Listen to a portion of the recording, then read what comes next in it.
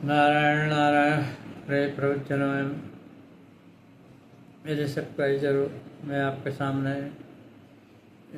विष्णु पुराण का तृतीय अंश का 8वां अध्याय पार विष्णु की आराधना और चातुर्वर्ण धर्म का वर्णन का प्रसंग प्रस्तुत करूँगा। आशा है आपको अच्छा लगेगा।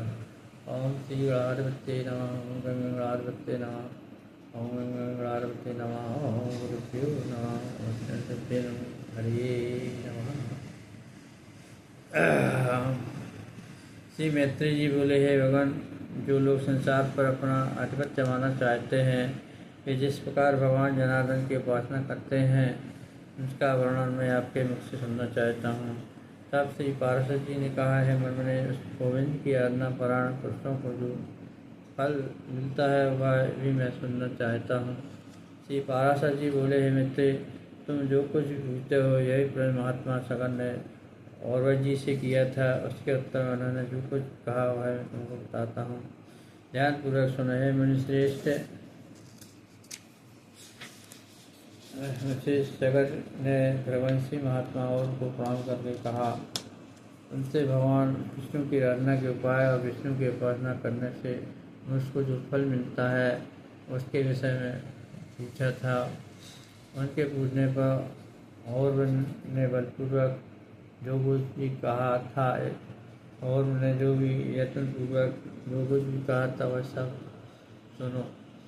और उन्होंने बोले, भगवान विष्णु की आराधना करने से प्राणी भूमंडल संबंधी समस्त मनोरथ स्वर्ग से भी श्रेष्ठ ब्रह्म पद और परम निर्वाण पद प्राप्त कर लेता है। राजन, वह जिस पद को जितनी इच्छा करता है कम या अधिक से अच्युत की आराधना से निश्चय ही वह प्राप्त कर लेता है। हे गोपाल, तुमसे जो कुछ पूछा कि हरि की आराधना किस प्रकार की जाए वह सब मैं तुमसे कहता हूँ। सावधान होकर सुनो। जो पुरुष वर्णाश्रम धर्म का पालन करने वाला है वही परम पुरुष विष्णु की आराधना कर सकता है। उनको संतुष्ट करने का और कोई मार्ग नहीं। हे राजन, यज्ञ का यजन करने वाला पुरुष और विष्णु ही का यजन करता है और जप करने वाला उन्हीं का जप करता है और दूसरे की हिंसा करने वाला उन्हीं की हिंसा करता है, क्योंकि भगवान हरि सर्वभूतमय है। अतः सदाचार युक्त पुरुष अपने वर्ण के लिए वेद धर्म का आचरण करते हुए श्री जनार्दन ही का उपासना करता है।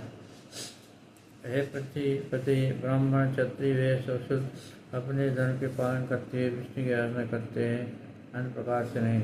जो पुरुष दूसरों की निंदा चुगली अथवा मिथ्या भाषण नहीं करता तथा ऐसे वचन नहीं बोलता जैसे दूसरों को भेद हो, उससे निश्चय भगवान श्री हरि प्रसन्न रहते हैं।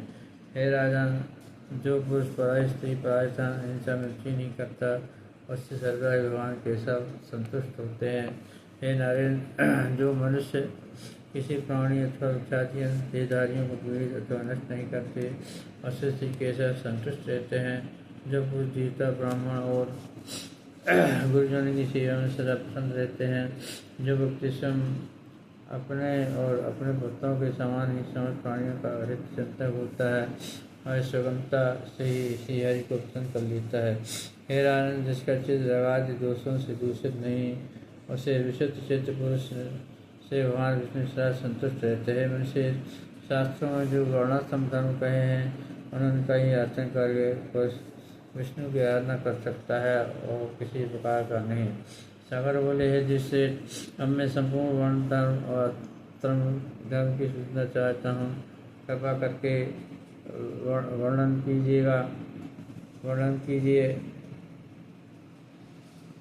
और बोले, हे राजन, हम 4 वर्ण ब्राह्मण क्षत्रिय वैश्य और शूद्र के विषय में कहता हूँ।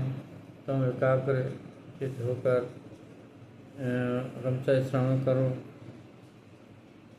और ब्राह्मण का प्रमुख कर्तव्य है कि दान दे, यज्ञों द्वारा देवताओं का यजन करे, स्वाध्यायशील हो, नित्य प्रतिदिन स्नान तर्पण करे और यज्ञ आदि शुभ कर्म करे। ब्राह्मण का धर्म है दूसरों की शिक्षा प्रदान करे तथा न्यायपूर्वक उपार्जित किए हुए धन में से आवश्यकता अनुसार द्रव्य का संग्रह करें। ब्राह्मण को किसी का हित कभी नहीं करना चाहिए। संपूर्ण प्राणियों में मैत्री रखना ही ब्राह्मण का परम धर्म है। पत्थर में और परायत में ब्राह्मण को समान बुद्धि रखनी चाहिए। हे राजन, पत्नी के विषय में रुचिगामी होना ही ब्राह्मण के लिए प्रसिद्ध कर्म है।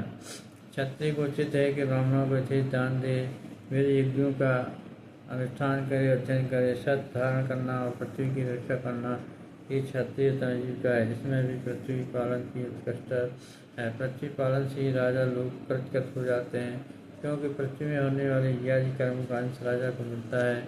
जो राजा अपने वर्ण धर्म उनको स्थिर रखता है, वशिष्ठों को दंड देने और सार्वजन का पालन करने से अपने अवश्य लोगों को प्राप्त कर लेता है। हे नाथ, लोक पितामह ब्राह्मण जी ने वैश्यों को पशुपालन, वाणिज्य और कृषि जीविका रूप से दिए हैं। अध्ययन, यज्ञ, दान और नित्य नियमकारी कर्मों का अनुष्ठान कर उसके लिए भी जीवित हैं। शूद्र का कर्तव्य यही है कि दी जातियों की प्रयोजन सिद्धि के लिए कर्म करे, उसी से अपना पालन न करे। अथवा आपातकाल जब तक उपाय से जीविका निर्वाह न हो सके तो वस्तु लेने बेचने तो कारीगर से कामों से निर्वाह करे। अति नम्रता, सोच, निष्कपट स्वामी सेवा, मंत्रेण यज्ञ, अस्तेय, सत्संग और ब्राह्मण की रक्षा करना ये शूद्र के प्रधान कर्म है।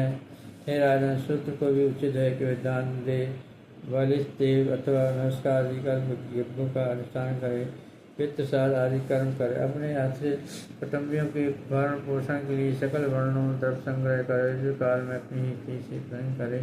हे नरेश्वर, उनके अतिरिक्त सब प्राणियों पर दया, सहनशीलता, अमानिता, सत सोच, अधिक परिश्रम न करना, मंगलाचरण, बुरी वार्ता, मैत्री, निष्कामता, आकर्षणता और किसी के दोष न देखने सब वर्णों के समान गुण हैं।